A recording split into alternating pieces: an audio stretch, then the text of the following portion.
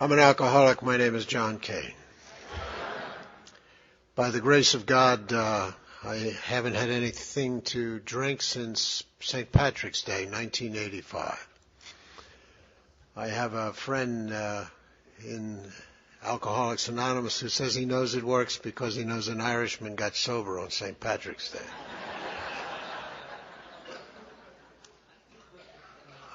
I'd really like to thank the committee for having me here, and this has been a wonderful conference, and they attend to every need. It's really tough to figure out whether that's good for your ego or whether you should not be so attentive, but it's just been a wonderful weekend.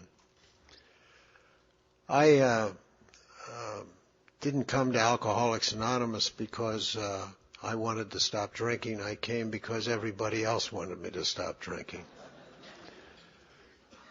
And I have a large family. We have 10 children. That's why there's now 17 grandchildren. The oldest is 8. When with the family that I've got, they were the ones that got sick of my drinking, and I've done the same things that everybody else has probably done, the stupid things that you do when you're drunk. And you know, I wound up in Bermuda once. They wouldn't let me in, made me go back home. I didn't know how I got there when they wouldn't let me in. So I just flew to Bermuda, got on a plane, and flew back. But the worst thing I did, I guess, was that our youngest was 5 months old, and he was being operated on for intussusception of the large intestine, and they said that he had a chance of dying. And I was checking on him from a saloon. After that, my oldest son, who was 15 at the time, said he went to get a Catholic priest and said, "We got to do something about my father." So St. Patrick's Day in 1985 was a Sunday, and we had a priest to dinner. My wife asked if we could excuse the younger children because there was a show on TV, and I said sure, and we sat down for dessert, and the priest said, "We have to talk to you about a problem you have called alcoholism." Now, prior to this dinner, back in mid-1984, my wife's sister invited us down to Roanoke, Virginia for Thanksgiving. And my wife said, "We're invited and we're going to go, but you're not going to go unless you do something about your drinking." As we got closer to that time, she said, "Have you done anything about your drinking?" I said, "I did. I called Alcoholics Anonymous." And she said, "Oh, well, that's good. And what did they say?" I said, "They said I should go to one of their meetings." And she said, "And you responded?" I said I would go. She said, "That's wonderful. You can come with us down to Roanoke." She said, "When's the meeting?" I said, "Sometime next summer."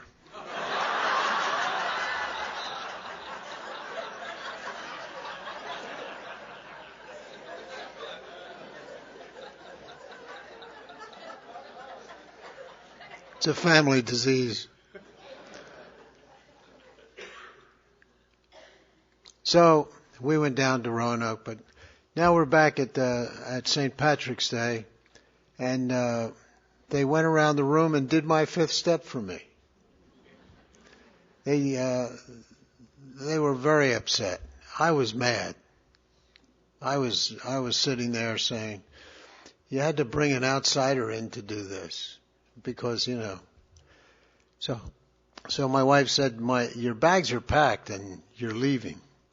You're either going to a place that we've arranged for you to go, or you can go wherever you want to go, but you're not staying in this house.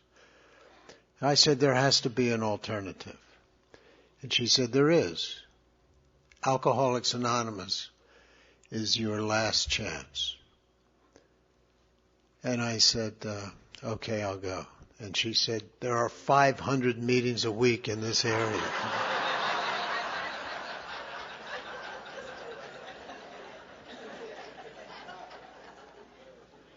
So they got up and left the room, left me with the priest, and the priest said, you have to get in touch and you have to make the call, and here's the guy you got to call. His name is Jack. So I started to get sick after that. I went through the thing. I tried to reach Jack a couple of times. I went through the shakes, the heebie-jeebies, and when I came out on the other side, it was at the end of March, and I was convinced that all I wanted to do was drink. So I went back to the priest and said, I can't find Jack. And he said, come to church tomorrow morning and 7 o'clock, and I'll introduce you to Jack. So I did, and Jack took me to his home. He heard what I just told you. He said, you got to do this on your own. You can't do it for somebody else. That doesn't make any sense to me at that time, but he said, and here's a book I want you to read, and he gave me a copy of the big book. And he said, but what you really need is a meeting, and there's a meeting in town tonight, but I have to work, so I'll get a friend. And he picked up the phone, and the guy answered the phone on the other end, and he said, Brother Bill. And I thought, uh-oh. These guys call each other brother. And but I met Bill in the same church parking lot, and he took me to Collingswood Monday night. Now, I live in Collingswood. I was the town drunk, but I didn't know anybody knew that. And on the way to the meeting, Bill said, if you see anybody there you know, they'll be there for the same reason that you are. Well, I thought I would jump out of the car at that point because it never occurred to me that I'd meet somebody in Alcoholics Anonymous, because I thought going to Alcoholics Anonymous was the end of life as I knew it. And when we got there, we walked down to this church basement. There were about 6 guys there, and they all came up and said, Brother Bill, and they hugged him. I said, oh. These guys call each other brother and they hug. This is a cult.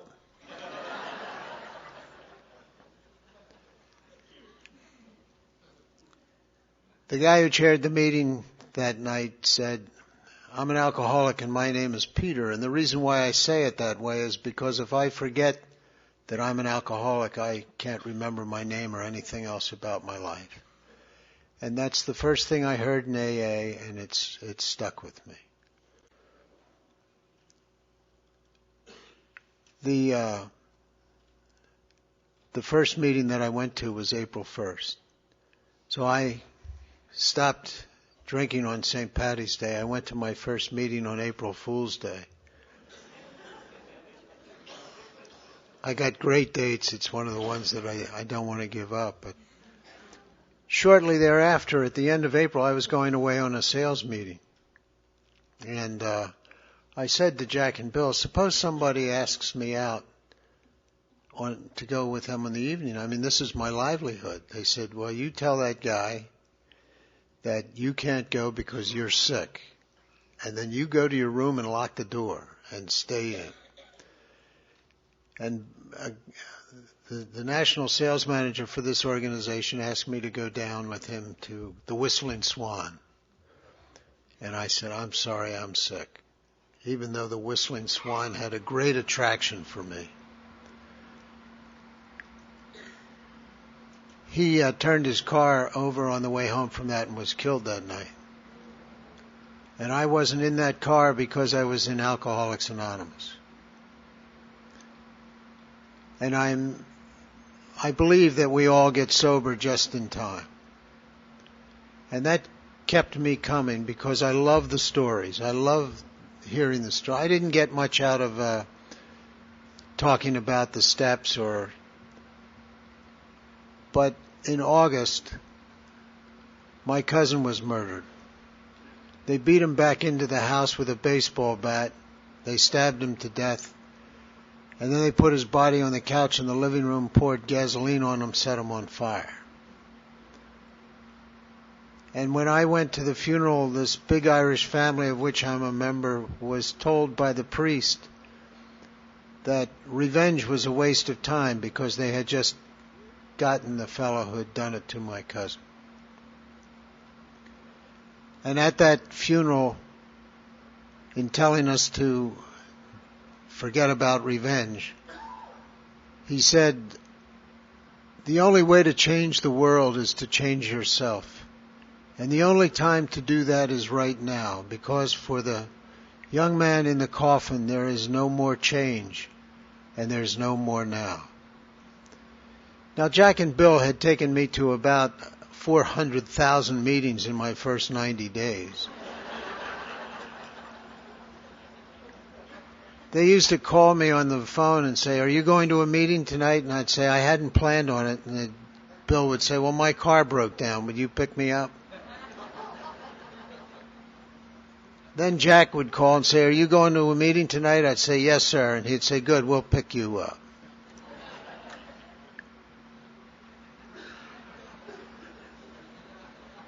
When I came back from this funeral, on the way back, I couldn't remember exactly what I'd heard in Alcoholics Anonymous. I couldn't remember anything. I couldn't remember how it works, and that's what I seemed to focus on. When I got home, I said to Jack, I don't think I've been listening. And he said, why? I said, I can't even remember how it works. He said, remember when we first met? I said, yes, sir. He said, the book I gave you, how much of it have you read? I said, none. He said, well, why don't you pick up the book and read chapter 5? And then, after you finish chapter 5, go back to the beginning and read the book. So I don't think I'll ever forget that rarely have we seen a person fail who's thoroughly followed our path. And I went into my home group and I said, you know, I think I finally got it. I said to this fellow they called Preacher Fred, I said, rarely have we seen a person fail who has thoroughly followed our path. It's terrific. And he said, yes, John, but thoroughly have we seen a person fail who's rarely followed our path. I said, geez, I'm just getting it frontwards, and he's got it frontwards and backwards. We're crazy about words. So I started to get a lot more out of what Alcoholics Anonymous meetings could do for you. I started to listen to not just the stories, but to the discussion of the steps. And Jack and Bill, I asked to sponsor me June 10th, 1985, which was the 50th anniversary of Alcoholics Anonymous. So, but Bill passed on about 5 years ago, and Jack just died on December 23rd, this past. And I miss those guys. If you stay around long enough, you know, you see a lot of death, but you don't get used to the people that you love. And those two guys really did change my life. And they did it so graciously. You know, I think that one of the best stories is on Memorial Day one year, we were having a cookout and Jack and Bill were there. And my daughter borrowed my car to go get something, and the car was 10 days old and she had an accident. And the police, when you have 10 kids and you're the town drunk, you get to know the police pretty well. The police stopped by and said, "John, your car's been in an accident. Do you want to come with us?" And I said, "Oh, yeah." And Bill said, "I'll go with you."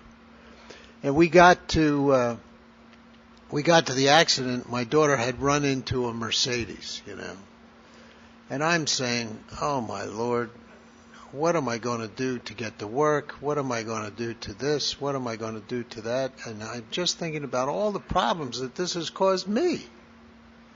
And Bill says, "When are you going to check on your daughter?" Well, I got mad at Bill right away. Sponsor telling me what to do. But I walked across because, I couldn't make a fool out of myself and say, "I'm not worried about my daughter. I'm worried about me." But she was holding onto the wheel, and she came out of that car, and she hugged me, hung on to me and I forgot about the car. She was shaking like a leaf. And I became aware of the fact that I needed a sponsor to tell me how to treat somebody that I proposed to love. It says in our literature, about the love of God and man, we know nothing at all. And it's absolutely true that without sponsorship, I would never have learned anything about love. I'm of the opinion that every alcoholic I've met is a multi-talented, multifaceted person. That they have absolutely fantastic gifts, but what they do is pile them in the corner, don't even unwrap them. I sponsored several fellas who've died. One fella took his life with a gun outside the Silver Saddle Saloon in Camden, New Jersey. He made his living as a research chemist at Campbell's Soup Company. He could carve wood so that you'd think it was a bird sitting on your hand. He played 7 or 8 musical instruments. He was an amazing guy. And between 1959, when he first came to Alcoholics Anonymous, and 1989, when he killed himself, he never got more than 7 months continuous sobriety. And at that saloon, he had come with a gun and without any identification. And I got to identify his body in the morgue. And the police told me that people had come in and bought him a drink, and he said to the barmaid, "Why would anybody buy me a drink? Nobody cares about me." And he went outside and shot himself in the head. There were 300 people at his funeral. One fella had bailed him out from drunk driving on his bicycle. But I think that what his remarks were the essence of the disease, that we can't stand ourselves. And it says we can't give away what we don't have. And until we learn how to love, then we can't love anybody else. And in the scriptures it says that we should love our neighbor as ourselves. Well, we're the ones that have to learn how to love ourselves. I've as proof positive that we have special gifts. Since I've gotten sober, financial insecurity has left me. It's not been because of anything I did. I always used to worry about these kids. When I first came in, my oldest child was a senior in high school, and my youngest was 6 months old. How am I going to, buy food, buy shoes? That was ongoing, but it consumed so much that I thought that I'd never be able to educate them. And it was just an incredible thing that it just happened if you lived a day at a time and didn't worry about it. All those kids have gone to college. I just paid my last college tuition December 15th. The kid who was 5 months old graduates from Georgetown University in May. And that gets all my kids working the way they're supposed to be for themselves. And I keep thinking, if I had a brain in my head in the beginning, I would have gotten them to give 10% of everything they earned to their parents.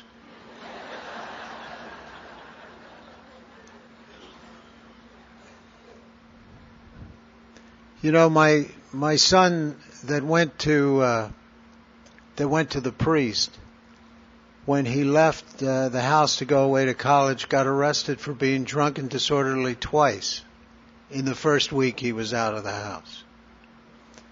If there's anybody who would avoid alcoholism, it's somebody who was raised by an alcoholic.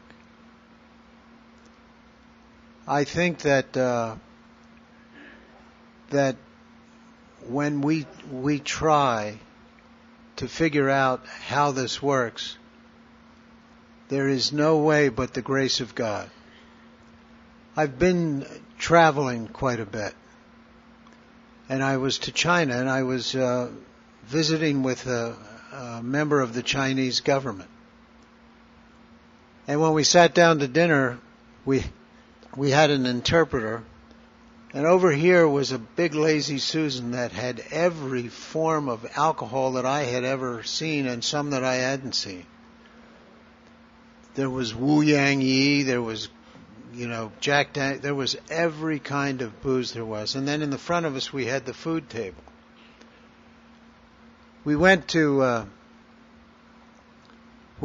dinner, and when we were finished and our business was conducted, I asked to be excused, and when I went to the elevator, suddenly he caught up with me. And he said, I don't know anything about the West. You're the first Westerner that I ever met. Everything I know I learned about from TV.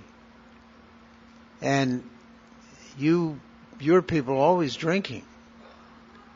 He said, I noticed that you didn't touch the alcohol through the whole meal. And he said, I'm quite amazed. I have to change my whole thinking about the West. I said, you can't imagine how amazed I am.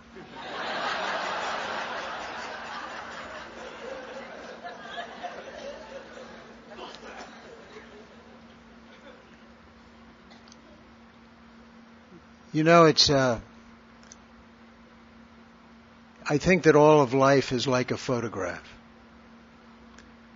That there are equal parts positive and negative. And how we live our lives depends on how we direct our focus. We can look at the sepia-toned images, or we can look at the color photo. I think that given that, I've seen it happen in my own life. On September 2nd, 1998, my first grandchild was born. And what a day. On that day, I was diagnosed with Parkinson's disease. And it's how do you want to remember that day? They're probably inextricably wound together in my mind, but I think it's if I'm going to focus on the positive, I focus on the birth of a grandchild. I don't know why I get nervous when I get up here, but whenever I come to one of these things and I think that I've got to say something that has some meaning, the only thing I can do is to put myself in the hands of Almighty God and hope that He uses me as His instrument. I think that when in my home group, they came to me, I was about 3 years sober, and they said, "You've got to do something about a problem you have other than alcohol." And I said, "Well, what's the problem?" They said, "Well, you have to figure that out. But we hear you're sharing, and we want you to do something about it." So I decided that the problem was my wife. So I went home and said to my wife, "We need counseling." And she said, "What makes you say that?" I said, "My home group told me."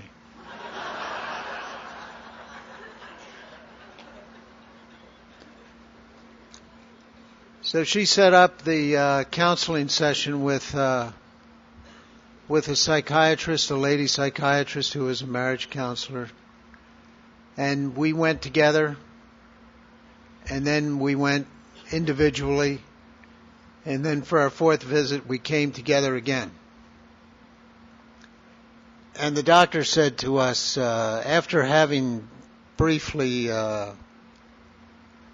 had sessions with you,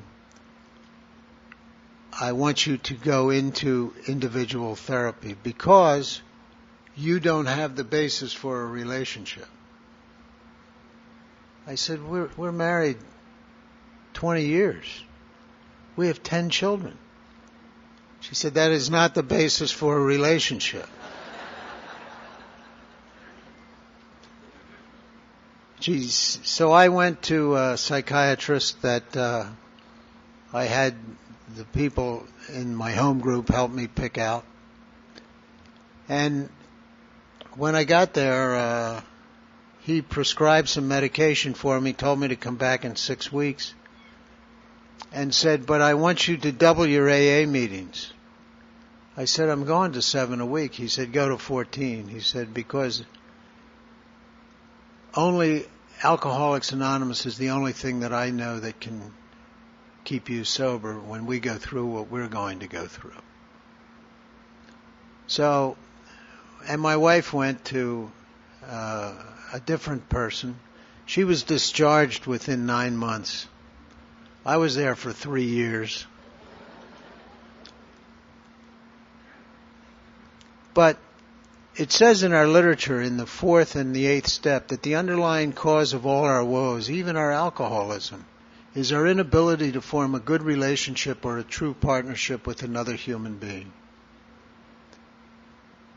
And here again, I proposed to my wife that we go to this counseling because she was the problem.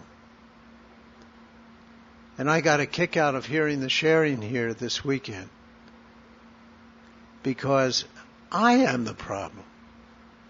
That's what I learned. And you know, the depression that I was in, which is what he diagnosed me as, was because I missed booze. And now, after, that was 20 years ago, we just celebrated our 40th wedding anniversary. And I just recently had somebody ask me, how much younger than me was my wife? I said, "How old do you think I am?" He said, "Well, you're about mid-60." I said, "How old do you think she is?" He said, she's in her mid to late 30s. I said, "Boy, is that she's a year younger than I am." But she doesn't drink, and she never did, except to try and keep me company. And it's one of the things that I can see about us alcoholics is that a long time after we stopped drinking, and there's a lot of people in this room who stopped drinking a long time ago, and not drinking is not the essence of our recovery. It's important to remove the symptoms, but we have to treat the disease, and the only way to treat that, for me, is through Alcoholics Anonymous. And the examination of those relationships are the best way to find out what's wrong with me.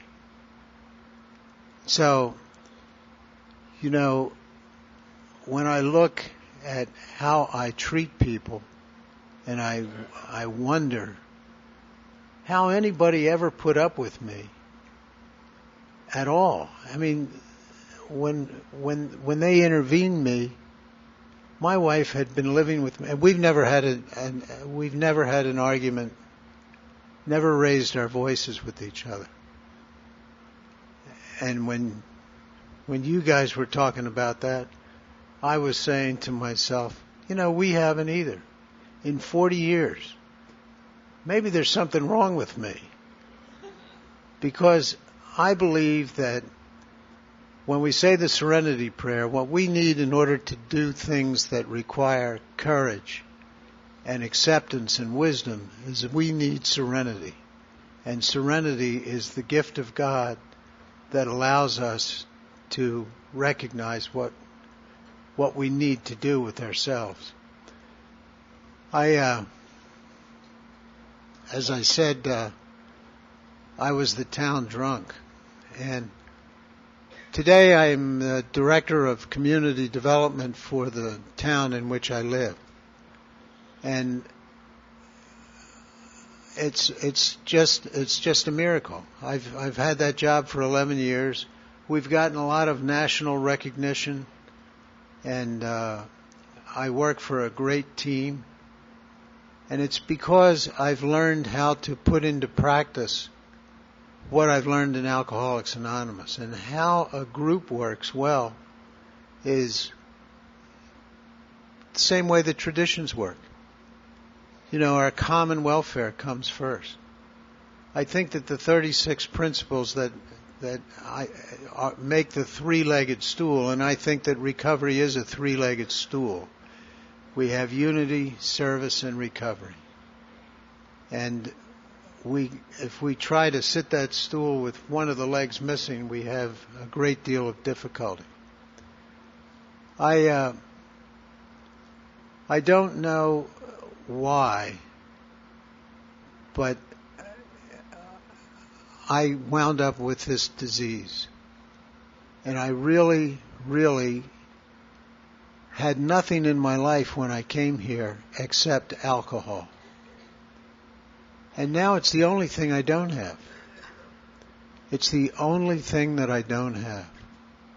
I don't know why God picked me, picked you, but I do think that this is the disease that God reserves to himself. And he's not going to come down and drive us to a meeting. He's just not going to do that. But you guys are the ones who tell me exactly what I have to do. And what you've done over the years have been to trust me with some service positions that have been just wonderful.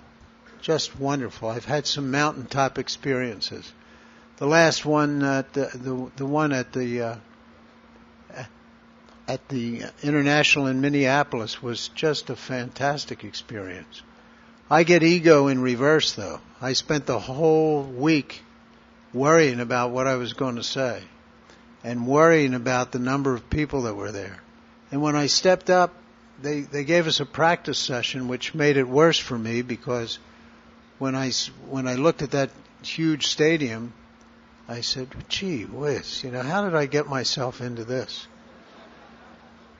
And yet when on the Sunday morning, when I stepped up into the lights were so blinding I couldn't see anybody. It was wonderful. I was thrilled. And right after I finished, these wonderful guys behind me started playing this music, Pass It On. And I was jumping around. Everybody else was crying. But boy, was I happy to be through what I was through.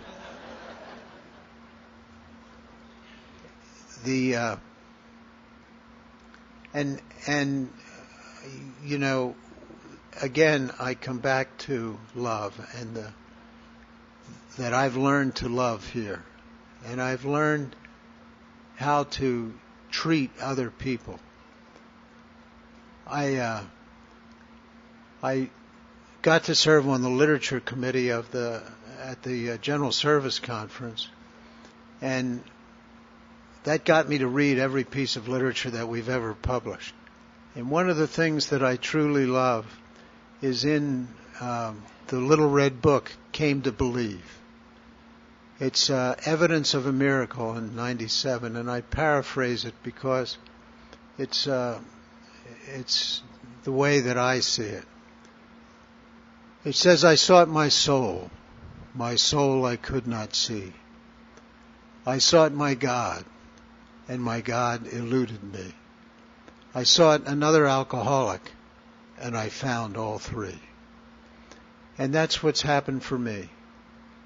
I have found myself in you, and you are the way that God speaks to me.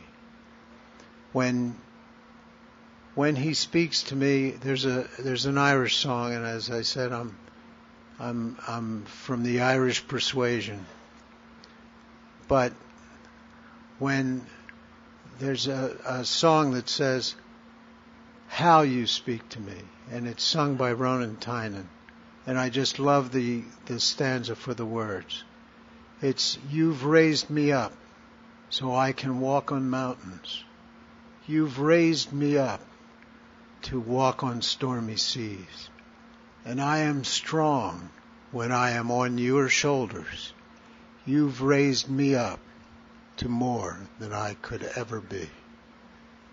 And I thank you very much.